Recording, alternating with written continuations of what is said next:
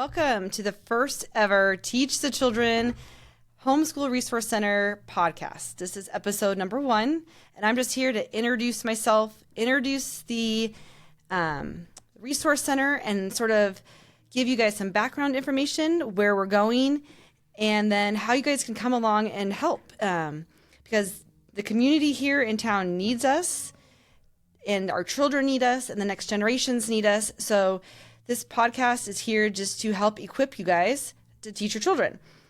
All right, so first things first, my name is Laura Battles, and I have been homeschooling now for going on 5 years. It happened right after 2020. We all know what happened in 2020, and that fall, 2020, the fall, I was going to homeschool one of my children, and then I was like, well, my other kid is about the right age that could go into kindergarten, and so I just said, why don't I do both? And my husband was like, I'm not really sure. And I said, let's do a year. And if we fail, we can always send him back. And I didn't really know what the metrics were for failing, but I just decided we would give it a shot. And so we started through a local school here called Homelink, and we got going, and we have never looked back. It has been amazing. The amount of family time we have had together. I now homeschool 3 children. They're ages 7, 9, and 11. I would say it's about 1st, 3rd, 5th grade, but as you get into your homeschooling journey, you realize grades are sort of arbitrary. So we're just in that general grade-ish zone. I've been married 19 years, and I have a wonderful husband who works outside the home.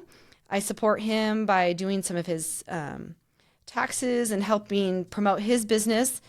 And he, supports me by being able, so I can stay home and homeschool and sort of just manage the stuff around the house. And that's how we work. So how did Teach the Children Homeschool Resource Center come about? In 2022, at the end of the year, I started feeling like I shouldn't be having our kids at Homelink anymore. There was something wrong with Homelink. We love it. I would definitely tell people if they want to choose Homelink, then to do it. Don't shy away from using those resources that are out there. It just was feeling like I was just doing a lot of reporting, and it didn't feel right. So I just started talking to my husband about it, if we could go independent. And he said, well, let's give it a shot. And if we fail again, we can always go back. And so in 2023, January, we broke away and we went independent.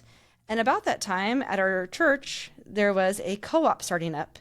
And so we joined the co-op at our church. I'm sort of the kind of girl that just jumps in the deep end and hopes for the best. And that's sort of what we did. I didn't come and check it out. I didn't anything. I just sort of was like, I'm going to jump in and hope for the best. And we did. And during that time, I was like, but I wish I could know what other curriculums are out there. I knew what we were going to do for that school, that springtime. But going forward, I was like, I don't know what we're doing. And so started getting this seed planted of the Resource Center. What does the Tri-Cities need? People kept saying, well, I would like to change my curriculum too, but I don't know what else is out there. So my first thought was I'll start up a bookstore. That's easy. I'll start up a curriculum bookstore.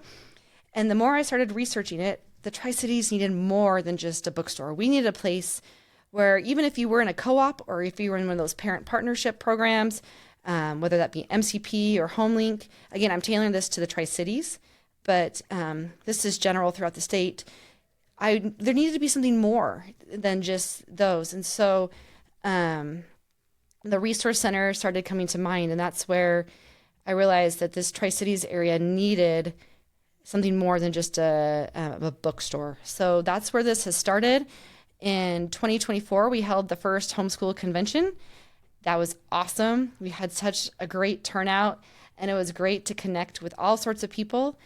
And then this year in 2025, we held our second one, and I'm starting to plan the 2026 homeschool convention, which will be even better, and we'll have different speakers.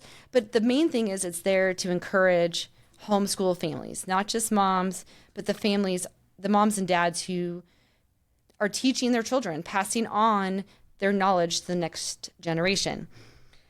So the Resource Center is here to connect you with the resources you need to homeschool, whether that be a math tutor, an English tutor, whether that be curriculum, whether that be some classes that maybe your co-op doesn't have the capacity or capability to do. Maybe you want something a different, you don't want to join a co-op, but you just want your kids to be involved in like a chess or checkers class. That's what this resource center is aimed to do and to go forward with. And so that leads me to the next thing is, what does the resource center need? Right now, it's mostly being run out of my kitchen. So I'm on the computer, I am doing everything out of there. And then if I need a building or a space, I call up a church and I ask if we can rent their church. Sometimes we use the community center and I rent that out. Other times I've used the library. But if you have tried to rent those places out, you know that they are hard to get a hold of. They're hard to get into. They're always rented out. So I would like us to get a building for the foreseeable time where we could meet. So if you guys know of any place that is open to rent, open to maybe having us come in at a less rent rate than what is currently out there. My husband's in real estate, so I do know that real estate is very expensive right now and rent rates are really high, and we don't have the budget currently to do that. However, that leads to the next thing that we need. We need some donors. If we want this resource center to go forward, we need some people to be donors, whether that's monthly, a one-time donation. Maybe you are going to donate some curriculum so that people can see what you've done and that your family has benefited from. So those are some things that we definitely need. Those are the pressing issues right now that we really need. We can't really grow too much unless we get, again, some donors to get us a building so that we can expand. With all that being said, some upcoming events that you guys can be a part of. Our first one is on May 3rd. And Saturday from 10 to 12:30, we're holding a curriculum cell at Crossview Community Church. There will be a bunch of moms and dads selling curriculum. You can come in and purchase your some curriculum used, or you can come just check out the curriculum and say, I don't really know what's a good math program. We're struggling with this math. And then you can come around and look. I'll have some stuff there that people can look at and can take, but it will just be open and available for those 2.5 hours for people just to really sort of dig into what is all out there. And then for people at home who have just mountains of curriculum, which my shop has, to sell some of it. So that will be the first one.